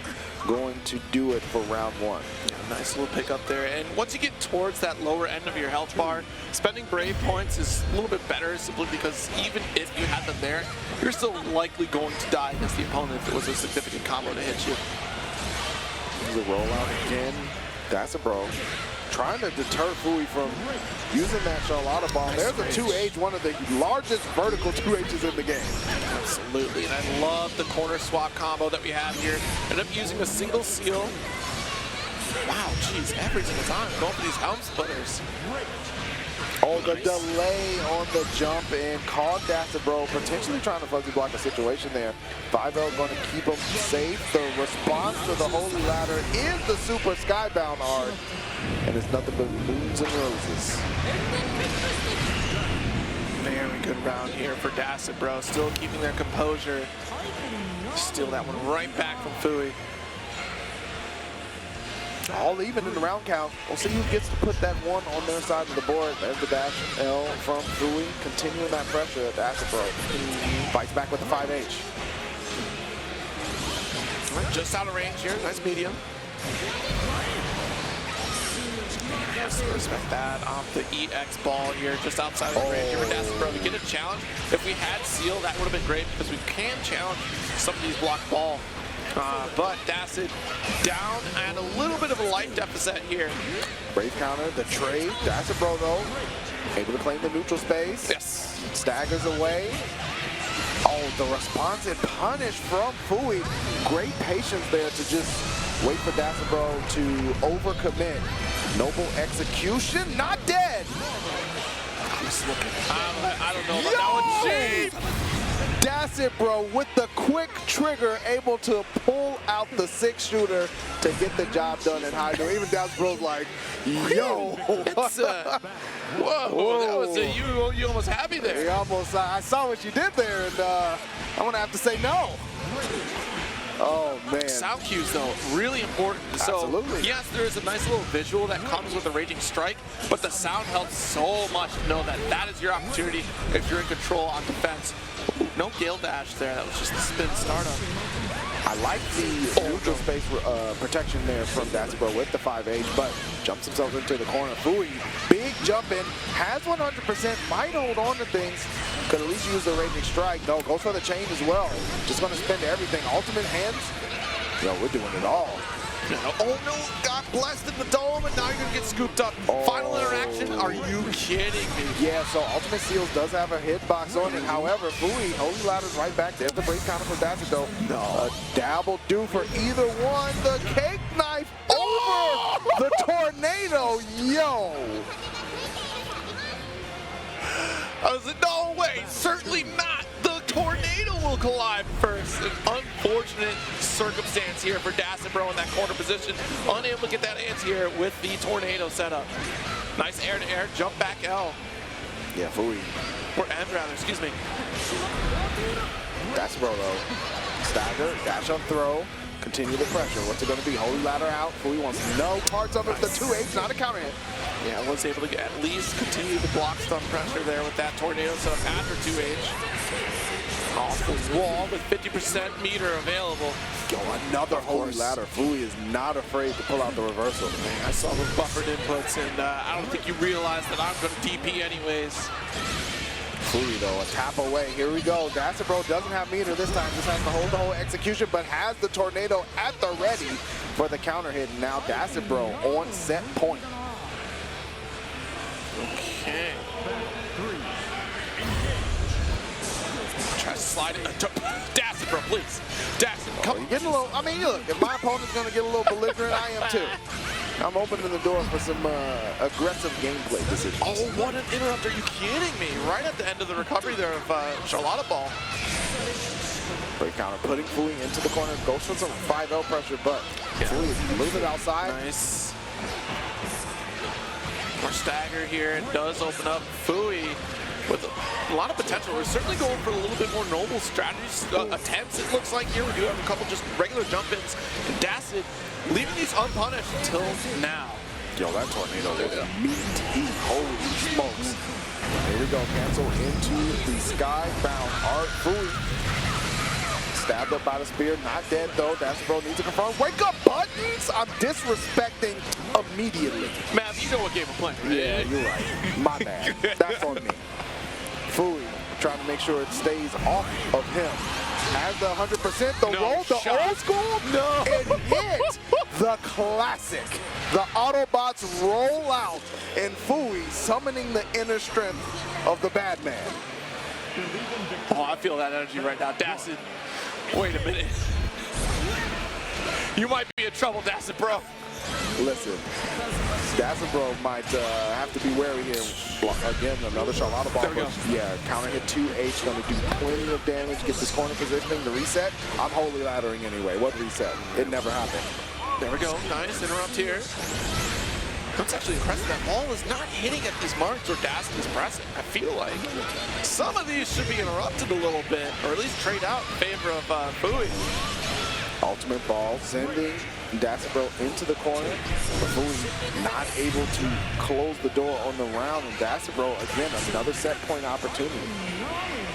All right, we're taking a moment here before we go to the next round. And look, the might of the next round. Phuui is giving themselves the hype. Yeah, listen, you gotta hype yourself up. You gotta believe in victory. It says it right on the screen before you start fighting. It's true, it's true. what you need to do. And Phuui believes in themselves. They're trying to get energized here. Off the wall we go, thanks to the ball. The staggers on low. Oh, calls out that rating strike, but it could have been far worse. Phuui still has this corner positioning though. Dacidbro, nice. Little fight there to be able to escape. Ultimate ball. Yes. Yeah, connects in. Able to do another one, of course, because of the refund. Rating strike into chain. Not going to have enough to finish, but Dacidbro one wrong guess away. And that's a super desperation style in Phuui. Okay. Putting themselves on set point, defending set points. Yes. And now finally we are at the last round of this set. Winner of this will be continuing on the winner's side. I think Dacidbro round start slide, getting aggressive. Zippy got the far end. Nice. Jump in, but the Garcan's going to make sure you stay locked in this corner. Oh, the deepest of jump Oh my gosh. All right, Phuui is in a lot of trouble. This life lead is substantial right now with the 100-meter available. We've seen plenty of interrupts, and we're going for this walk back to bait one of these rolls from Phuui. We've seen that Dacidbro has the reactions to go for an interrupt, whether it be 2M, whether it be SBA, and we'll side swap again. Good jump out and impressive because it's against Charlotta, whose holy ladder should be able to call these out, and we're just committing to the low and to the big swing. Are you kidding me? Side there it is. There it is. Yeah, Dacidbro was just waiting for the right one. Saw about 5 of them, was like, all right, that's enough. I run out of fingers on this hand to count them, you're done. I need the rest of these fingers over here to at least press the SBA There you go. key. Oh, man. Nice patience from Dacidbro, but also I like what I saw from Phuui.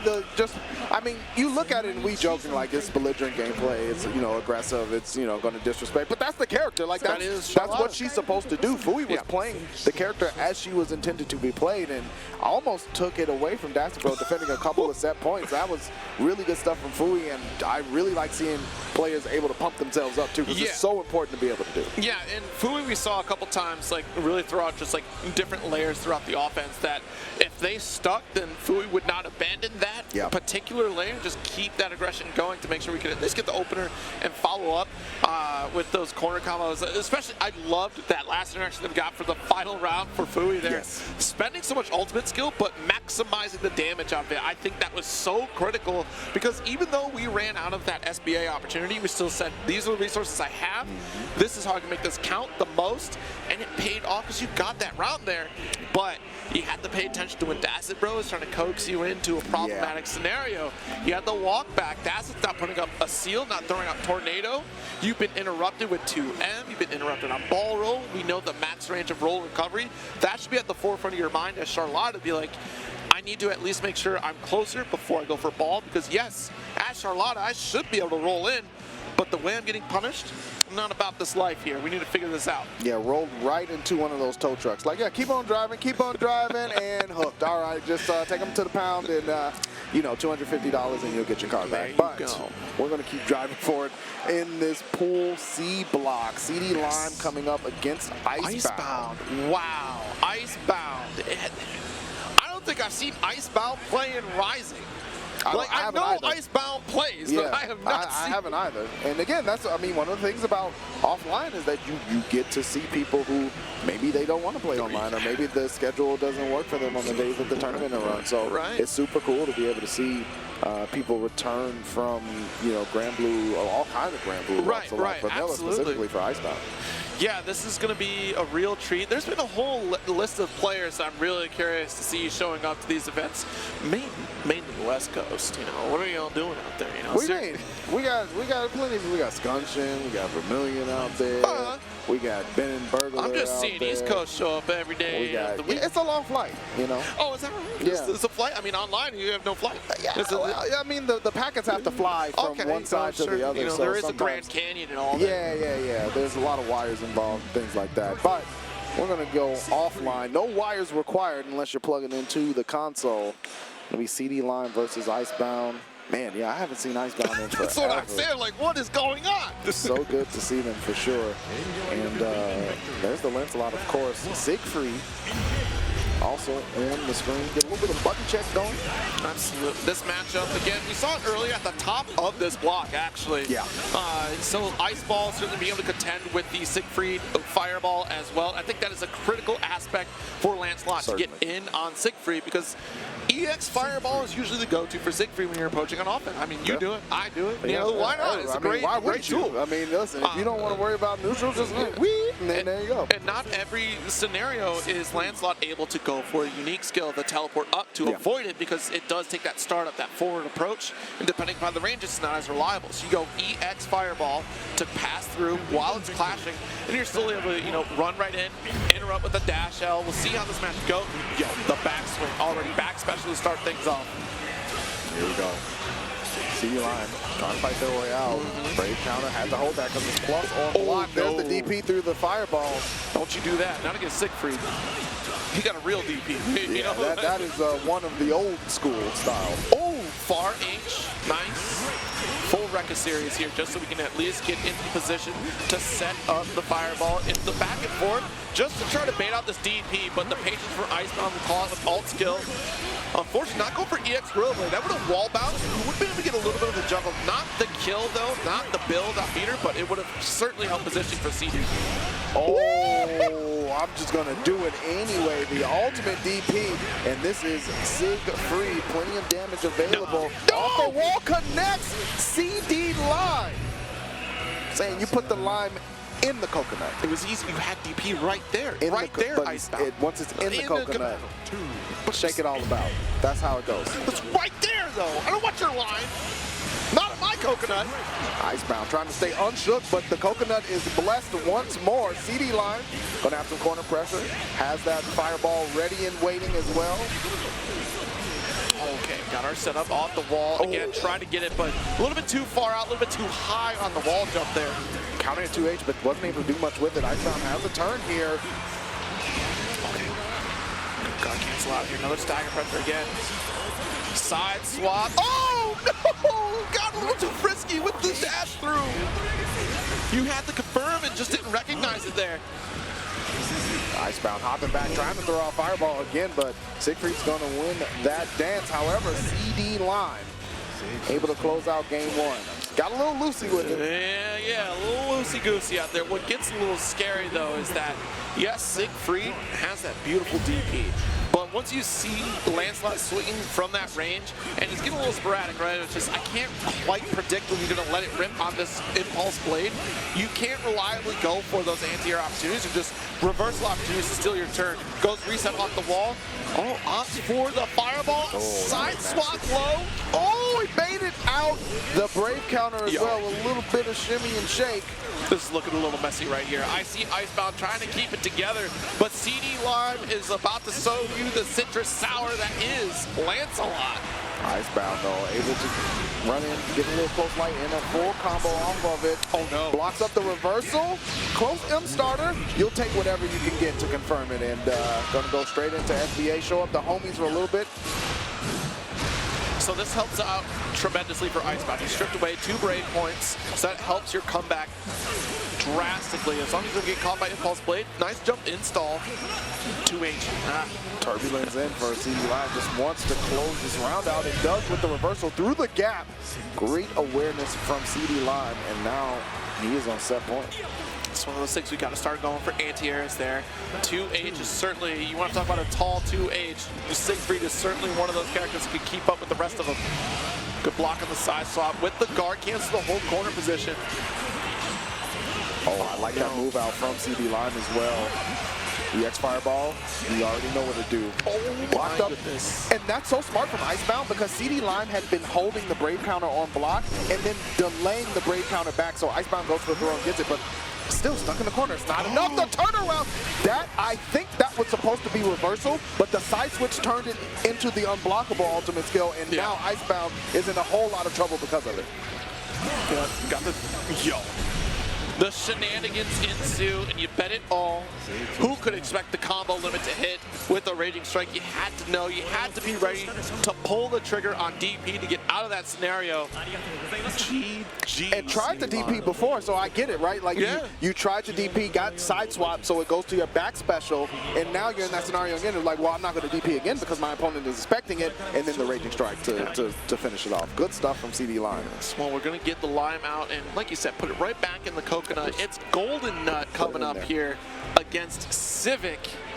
He's showing up for another round of Granblue Fantasy versus Rising. For all of you tuning in, thank you so very much. It's a spectacular time here in Combo Breaker 2024 with an ARC World Tour qualifying points going out today. Oh yeah, this is some important stuff too. I mean, you got a number of events all across the world to be able to qualify in Granblue Fantasy versus Rising. Combo Breaker, one of the largest ones of them. So you certainly want to be able to do well here, especially as the summer kicks off, right? Yes. Like, summer of FGC is real. We have Combo Breaker, we have CEO, and then into Evo as the huge events.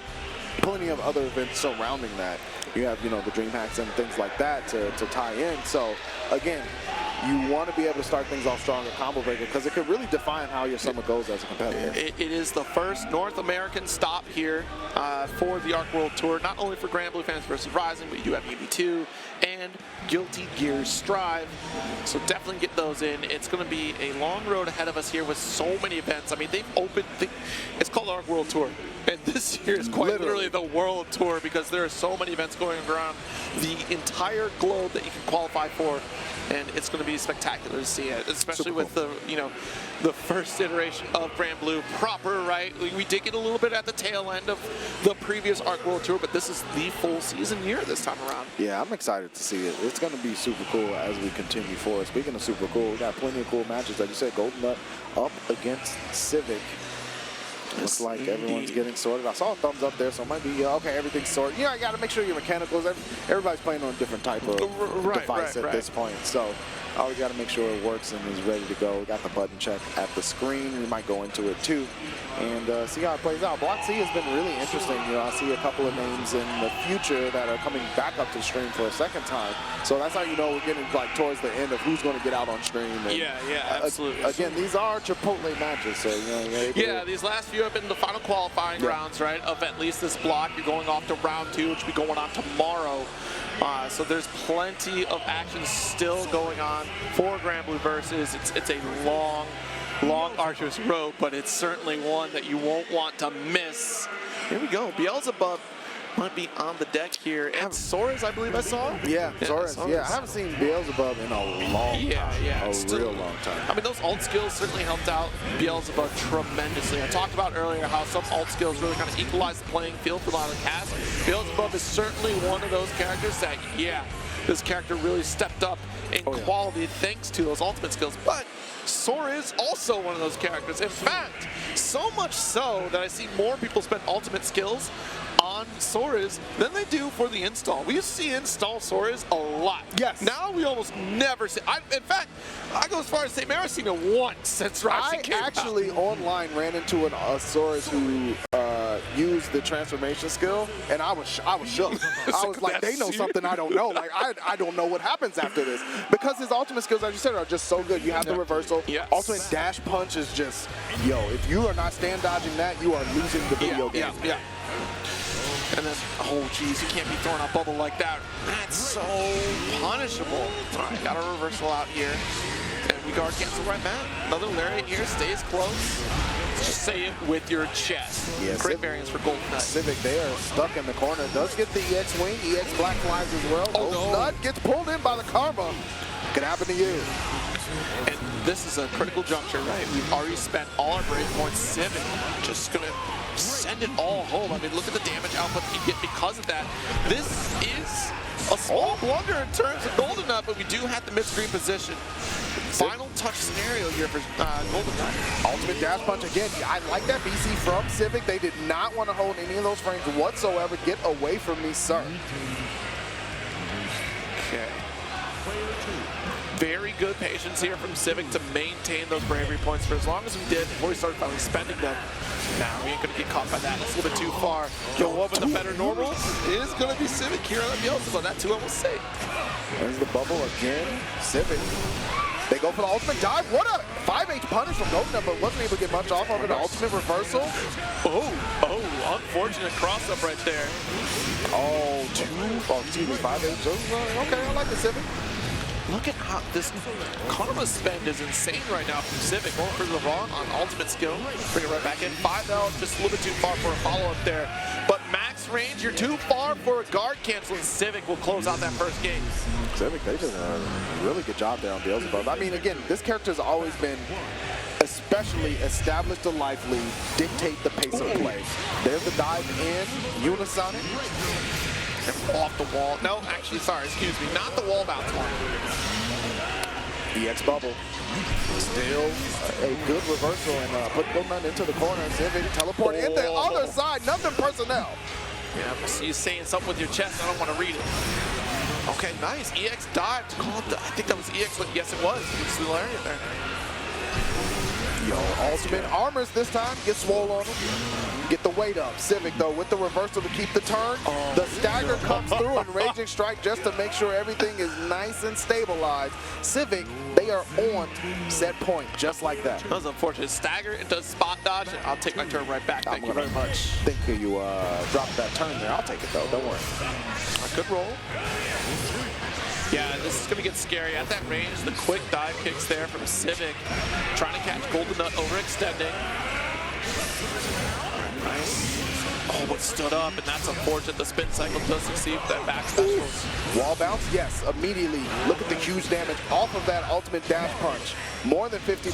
GoldenNut looking to be able to put themselves on the board. Pacific playing very well defensively. Nice. Caught the whip with the ES Black Flies.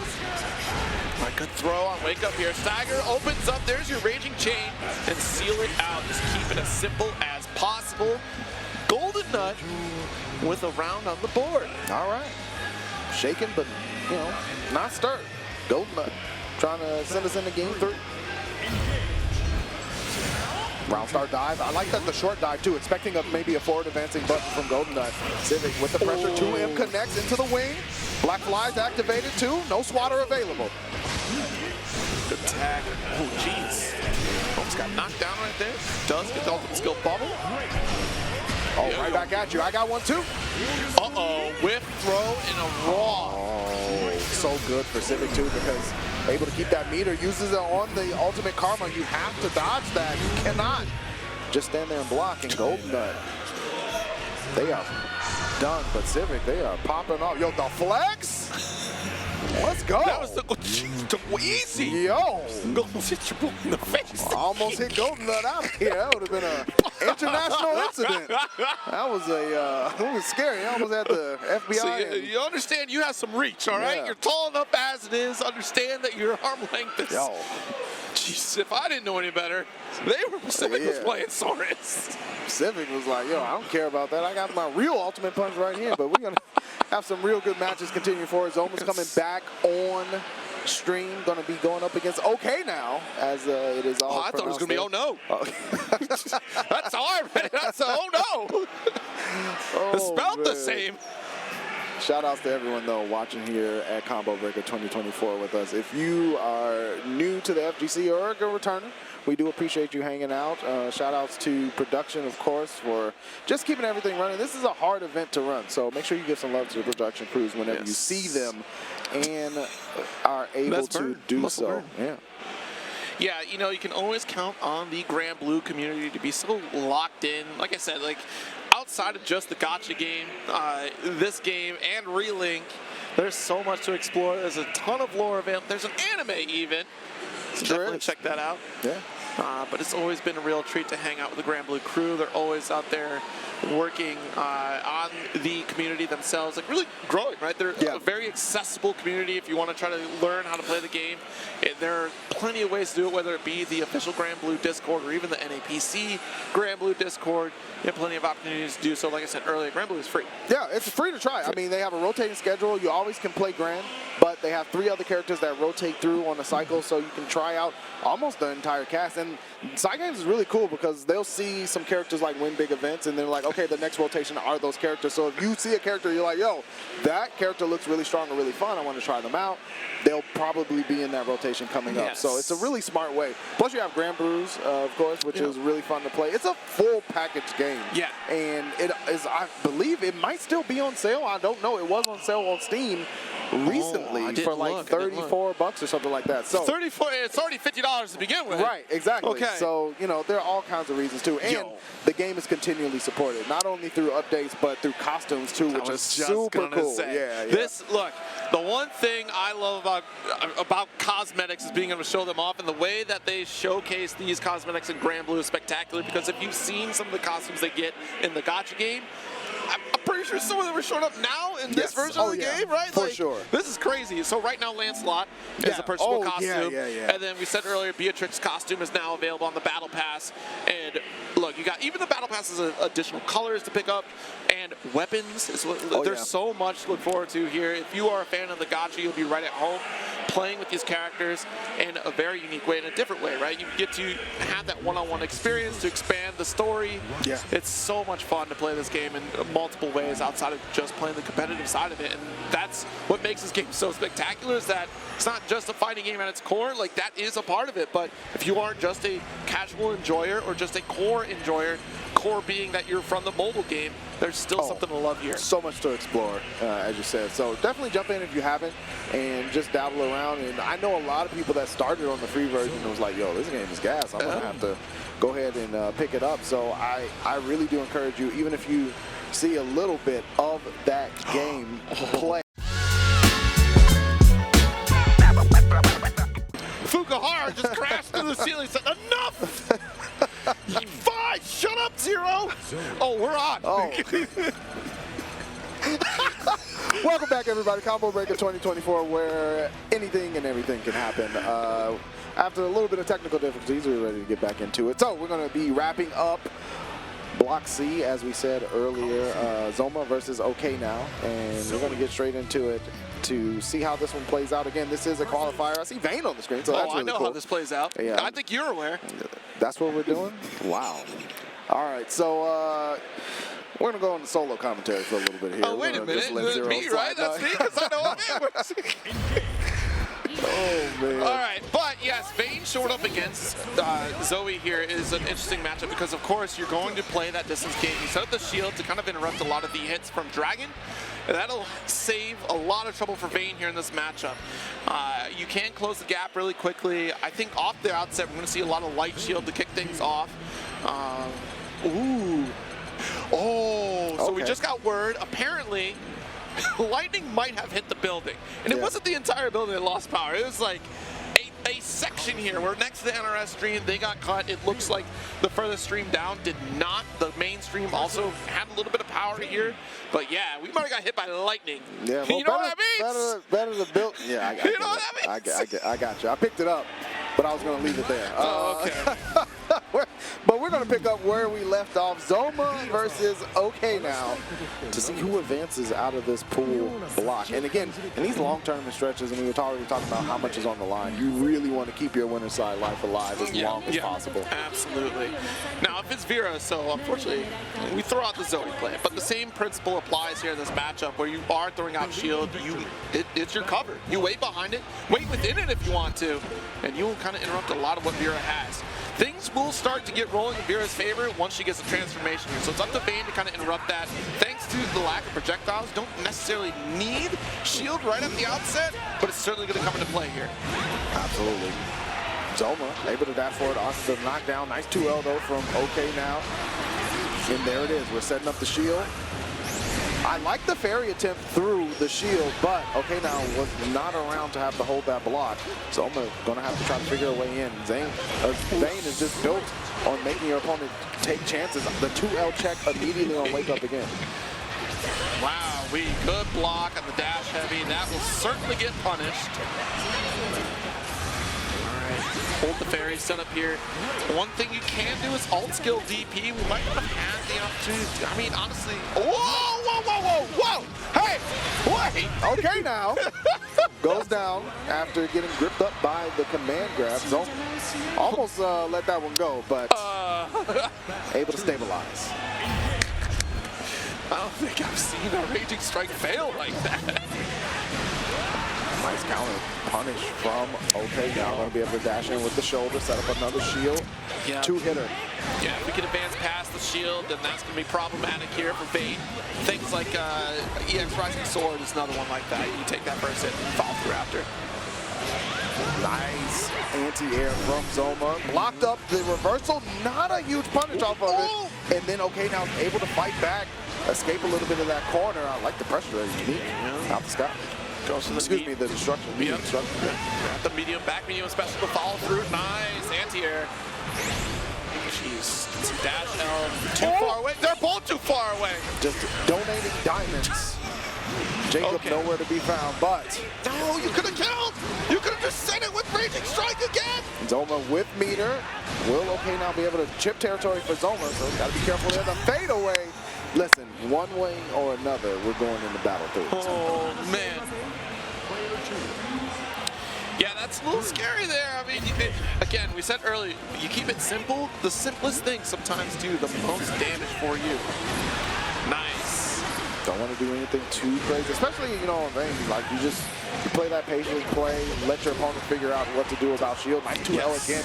Zohma might want to start to take, you know, note of that 2L challenge on a knockdown and that's low spacings. Could blow it up with something like it with an aerial approach. Oh, tries to go for jump you. No air to air from Zohma, so it's not going to work out there. Staggers again. Zohma trying to open up OKNOW, but OKNOW's been doing a really good job of playing defensively. Oh, the 2H unfortunately stuffed. OKNOW has this pressure. Zohma waking up with buttons though. Spot dodge. I'm shocked we didn't get punished right after. That was mad late on that spot dodge there from OKNOW. Look at those staggers there too. OKNOW with a huge life lead. Caught Zohma jumping, lay out the shield. Yes. Intimately, yes. I revel in this. Did you jump? Man, that's crazy. Get back down here. Yeah! Yeah. Yeah, that's it. That's the face that I like when you play against Vayne. Toxic gameplay here at Combo Breaker 2024. Toxic. But either way, OKNOW going to be able to go up 1-0 so far. Another fist, but yo, the double fist bump. Ooh. That's the locked in. That's like the first one didn't count. First one, that's a Vayne in. player right there. That's it right there. That irritation you see on your face. Don't bump my fist, Big said. Don't do that. We already bumped. We do it beginning to end. That's it. I love this character. 2L challenge again. Zohma running straight into it. Nice turnaround. Yeah, very good here. Surprised that was the close heavy, right? Yeah. Ooh. We did not commit to the grab, did we? No way. Trying to go the run through. We still have shield out. Nice One punish. thing I do want to see less here from OKNOW is literally the dash H. Didn't get it there, but we've seen it so much that it does get punished. We do have our first game. We got to be careful here. Nice jump in on the light. Yeah, interesting. Unfortunately, goes for the ultimate reversal there. You get the space here for shield setup, so nice. Set up shield, there it comes through, but yeah. Didn't work out. Now, OKNOW laying down the shield again, taking that turn back. Now has the life lead, so Zohma can't really make those mistakes and take those gambles. Another shield, Zohma just not able to figure it out. It can be tough too with no projectile, as you said, at the top. Yeah, see, you do have Fairy, which helps you out. That's supposed to be your next advantage thing. But Pro, I can't believe we got the jump over there on arm destruction.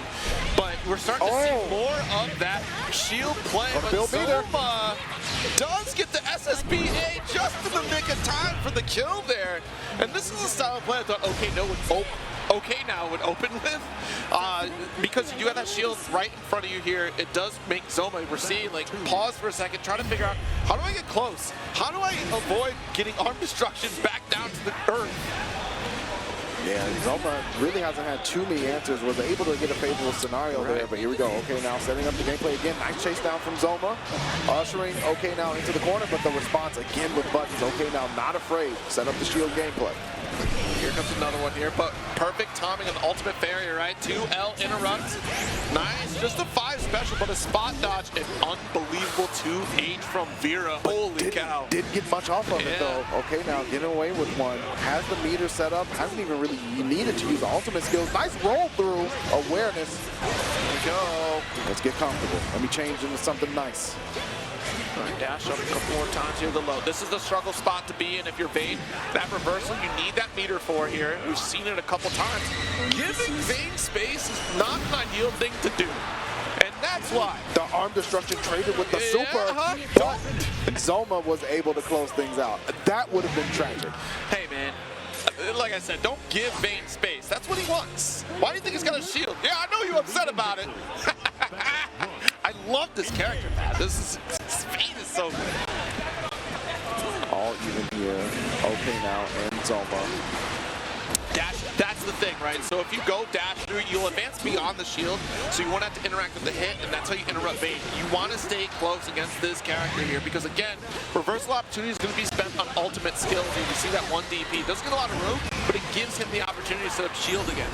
Crossed up, nice, guard cancel out. Yeah, these break counters are going to be really important for Zohma to be able to keep momentum. But OKNOW at that full screen, nice ultimate fairy though, able to answer that full screen option that OKNOW has been able to run away with. Nice. Another arm destruction. The jump install backwards here. This will trade out in favor of Zohma because we're nowhere near the arm destruction. Oh, I like that. That was a little bit of a kind of an unblockable setup, if a pseudo unblockable setup with the way that OKNOW was jumping in that space. So nice stuff from Zohma on set point. Yeah, if we would have landed on that fireball, then it would have made that unblockable scenario. You're absolutely right here. The flurry pushes out. Nice medium arm destruction. Oh, another one to the skies. Wasn't able to pick anything up off of it, but Zohma has corner pressure. OKNOW. Yes, indeed. Running out of options. Good stand dodge. We're aware, but the jump over from OKNOW. This is tough stuff for Zohma. How do you answer? Dash through. Excuse you. Yeah, forward special to get the knockback here. And already Zohma in the face of OKNOW. Ooh, not able to interrupt. We're already active with...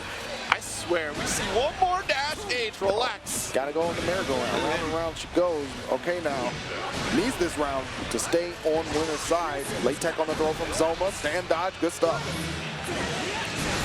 Yes. Shield set up here. And I'd like to go for medium this time to get a little bit further on the shield. It does give you opportunity to dash forward. Yeah. Wow, no jump. Don't you jump against Fate. Tough situation for Zohma to be in with no resources, not able to use any ultimate skills. OKNOW also on set point. The rubber match starts here. Shoulder immediately from round start from OKNOW. I wonder what he's trying to do, because you can't go forward special there. You might have been able to, actually. There's the transformation off of the command grab. Another throw. OKNOW in a rough spot. Might be looking to just gain some space here, start to set up that shield gameplay that's been working so well. But Zohma is in a good space, keeping that medium button and threatened. Yes. Air works though for OKNOW, and here we go. This is really helpful for Bane. You go for the stand special there, just go for the flurries to keep yourself safe after string ends. Oh, goes for jump U, avoids the fireball. Nuh-uh. No way. Yeah, it definitely worked out. OKNOW saw the stagger attempts coming through from Zohma. Huge damage, but now Zohma has Super Skybound Art and the meter to spend it. The Beam Super gonna close the door on the winner's side for OKNOW. Yes, that's the one thing you gotta remember. Yeah, you better shake that hand. You thought you were slick. Yeah. The one thing to remember with the shield is that the shield does not protect you from an SBA. Yeah. Like that thing gets obliterated. Even alt skill does get blown up by the SBA as well. So if you go alt skill shield, that's still going to get called out. Perfect example is like the Vegeta Fireball or even Gron's Fireball, right? The SBA versions will blast right through. But that has been an excellent block. I'm happy I got to see Vayne, and I'm also happy to see the variety of characters that we did get to see throughout this block. That's going to do it for Block C of Granblue Versus here. Yeah, we're going to have much more Granblue Fantasy Versus Rising in just a few, but we're going to run a little bit of a break here, make sure no more lightning drops down on the building, and when we come back, more Combo Breaker 2024. Don't go anywhere.